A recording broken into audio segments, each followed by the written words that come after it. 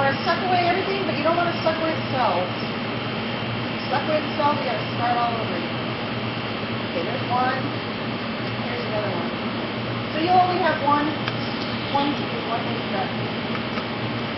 There we go. Okay. So now we've gotten rid of all of the. And now what we're going to do is we're going to put in another 75 milliliters. We're going to put in 100,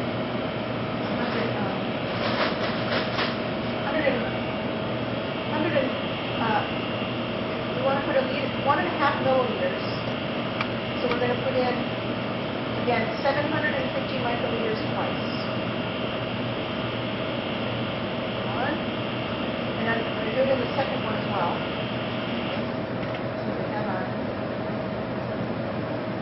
So we have our, this is going to be really 4.5 milliliters of cells of culture pelleted, because we did 3 times 150.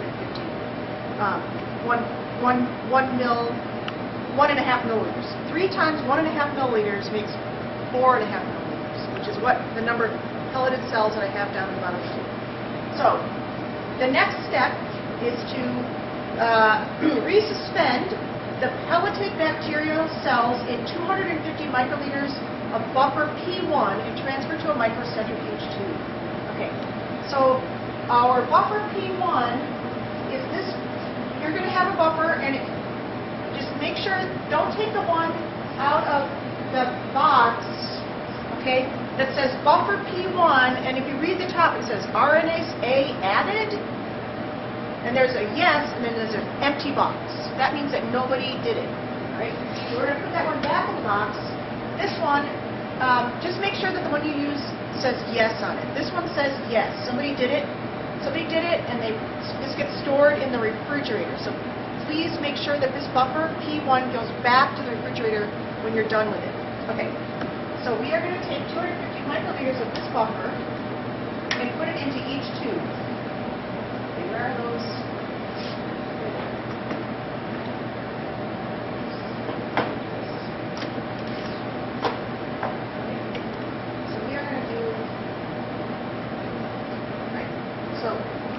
You don't want to contaminate this bottle of P1. So after you put it in here, 250 microliters, okay?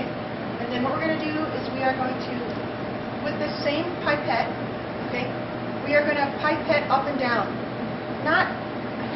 Don't never push the pipette button past that. You feel where it goes to a stop. Okay, don't push it past there, because then you're going to suck up more than the amount that you need. Okay, so just push it down to that first part. The purpose of that stop is so that you can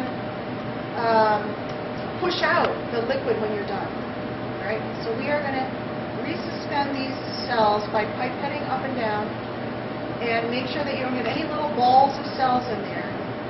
Okay, and then we're going to just keep at it here for one more second. Okay, it's up and down now. It's resuspended. All right. They are all nice and resuspended. I think I see another little ball in here. Let me just make sure that everything resuspended. And sometimes I stir it a little bit with the pipette tip. Okay, now it's resuspended. It's kind of milky looking. All right. So after you do that, never put that pipette tip that is dirty into a clean bottle of stuff. So I'm going to put it in the into the garbage. The next instruction says to add 250 microliters of buffer P2. All right, I'll put the lid back on buffer P1. 250 microliters of buffer P2.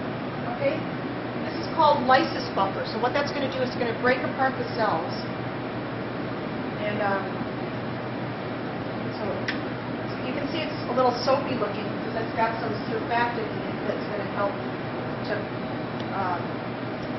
lyse the cells. Okay, so I got my 250 microliters in my pipette tip. I'm going to put it in here. And now it says mix thoroughly by inverting the tube. Okay, this time don't pipette up and down. Invert the tube like this. Okay? And it says 4 to 6 times. Okay? Until the solution becomes clear. right. All right, so it's now less milky and kind of translucent looking. I'll put this pipette tip in there. Now it says add 350 microliters of buffer N3. So I've just changed that pipette to 350. I'm going to close the P2. I'm going to open the P3. I'm sorry, I'm going to open the N3. And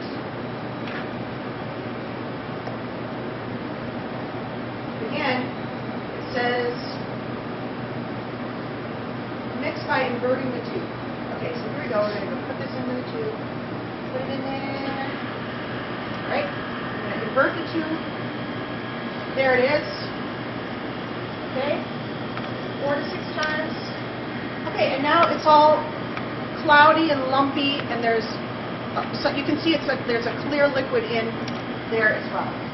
Okay, so now I'm going to put it back in the centrifuge for 10 minutes at 13,000 RPM. Okay, so that's what we're going to do next. So now we've centrifuged that pellet out of that step, and the next step says there's a recommendation here to wash the Kaya Prep spin column with buffer PB, but it says you don't need to do this if you have certain kinds of strains. If you have, it's necessary for special strains. So we don't need to do that because our strain is ordinary. All right. So we are going to apply the super natant to a Kaya Prep spin column.